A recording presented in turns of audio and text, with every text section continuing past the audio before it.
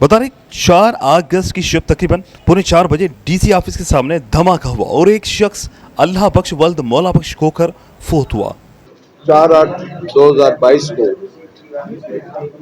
DC office के सामने एक धमाका हुआ जिसमें अल्लाह बख्श वल्द मौला बख्श हलाक हुआ।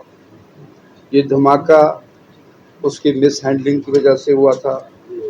दौरान तफ्तीश ये चीज़ हमारे सामने आई कि वो बम डिवाइस के जरिए दहशत गर्दी करना चाह रहा था, जो कि उसके बेएहतियाती करने की वजह से उससे मिस हैंडलिंग हुई और वो डिवाइस उसके हाथों में फटी, जिससे वो फौत हो गया,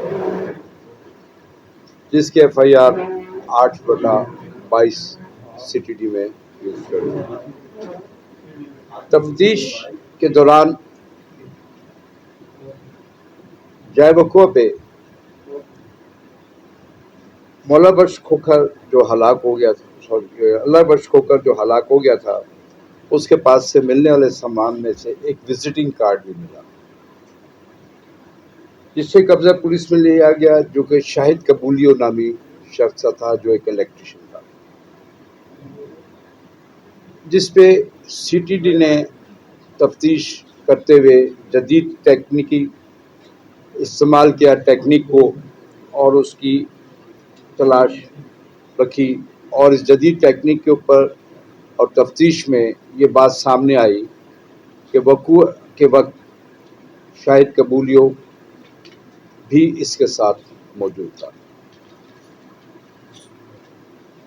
शाहिद कबूलियो जो है, जिसकी तलाश जारी रखी गई, उसके बारे में हमें खुफिया ज़राए से पता चला कि वो एक इलेक्ट्रिशियन था और वो IED बनाने का एक्सपर्ट था, कि जो बम ब्लास्ट करते हैं, जो उसका वो एक्सपर्ट था।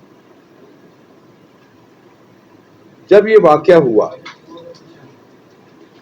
तो वो होश हो गया। ये लोग अमूमन ऐसा करते हैं, जब कोई ख़तरा महसूस करते हैं, रुपोश हो जाते हैं और अपने आप को छुपाते हैं कि हम पुलिस ना पहुँच सकते। 13/9 को ये मतलूब मशहूर शाहिद कबूलियो और 16 का मुलजिम सिंघार उल्फत को दीगर कानून नाफिज करने वाले इदारे के साथ मिलकर इंटेलिजेंस बेस्ड ऑपरेशन किया